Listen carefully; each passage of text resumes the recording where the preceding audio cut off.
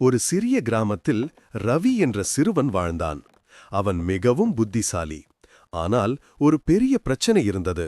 அவன் எதிலும் கவனம் செலுத்த முடியாமல் அவன் மனம் ஒரு அமைதியில்லா பறவை போல ஒரு எண்ணத்திலிருந்து மற்றொன்றுக்கு தாவிக்கொண்டே இருந்தது.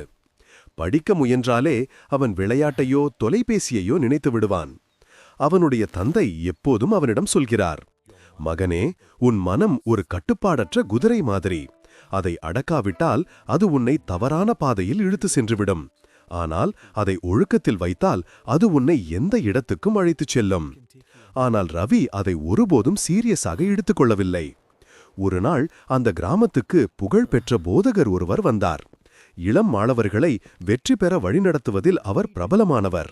ரவியின் தந்தை அவனை போதகரிடம் அழைத்துச் சென்று அவனுடைய பிரச்சனையை விளக்கினார். போதகர் சிரித்தார். ஒரு சிறிய கண்ணாடி கிண்ணத்தில் தண்ணீர் ஊற்றி ரவியிடம் கொடுத்தார்.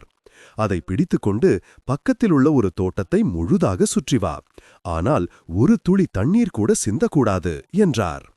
இது ரவிக்கு எளிதாக தோன்றியது. ஆனால் அவன் நடந்தபோது பறவைகள் சத்தமிட்டன, இலைகள் சலசலத்தன, மற்ற குழந்தைகள் சிரித்தன. அவன் ஒவ்வொரு முறை திரும்பி பார்த்தபோதும் தண்ணீர் சிந்தியது. திரும்பி வந்தபோது கிண்ணத்தில் பாதி தண்ணீரே இருந்தது. போதகர் கேட்டார், இத்தனை தண்ணீர் ஏன் சிந்திவிட்டது? ரவி சொன்னான், என் கவனம் கலைந்து விட்டது. போதகர் சிரித்துவிட்டு சொன்னார், இந்த கிண்ணம் உன் இலக்கு மாதிரி. தண்ணீர் உன் கவனம். சுற்றியுள்ள சத்தங்கள் உலகத்தின் கவனச்சிதறல்கள். உன் மனதை ஒழுக்கத்தில் வைத்திருக்காவிட்டால் நீ எந்த இலக்கையும் அடைய முடியாது. ரவி அந்த நாளிலிருந்தே தினமும் ஒரே நேரத்தில் எழுந்தான், தொலைபேசி பயன்பாட்டை குறைத்தான், செய்யும் வேலைக்கு முழு மனதையும் கொடுத்தான். அவன் ஒவ்வொரு காலை ஜபம் செய்து மனதை அமைதியாக்க பயிற்சி செய்தான். ஆரம்பத்தில் கடினமாக இருந்தது. ஆனால் அவன் மனதை மீண்டும் மீண்டும் அமைதிக்கு திருப்பிக் கொண்டான். நாட்கள் வாரங்களாக, வாரங்கள் மாதங்களாக மாறின.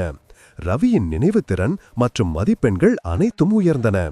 ஒரு வருடம் கழித்து ஒரு தேசிய போட்டி அறிவிக்கப்பட்டது.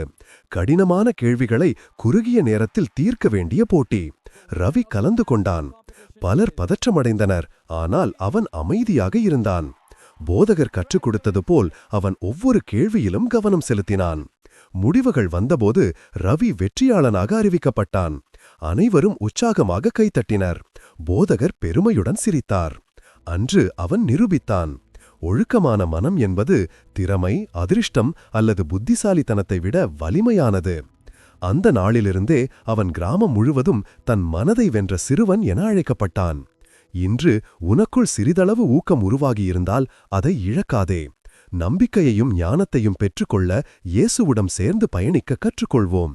ஆமேன்.